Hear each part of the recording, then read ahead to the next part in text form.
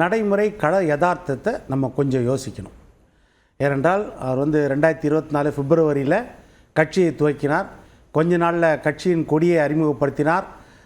அந்த கட்சியின் கொடியில் உள்ள நிறங்களை குறித்தோ அப்புறம் சின்னங்களை குறித்தோ நான் மாநாட்டில் அறிவிக்கிறேன் அப்படின்னு சொல்லியிருந்தார்.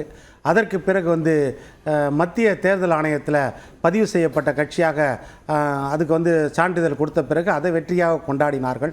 அதற்கு பிறகு முதல் மாநாடு கடந்த அக்டோபரில் நம்ம விக்கிரவாண்டியில் நடத்தினார். அப்புறம் இது 2வது மாநாடு ஆகஸ்ட்டில் நடத்துறது.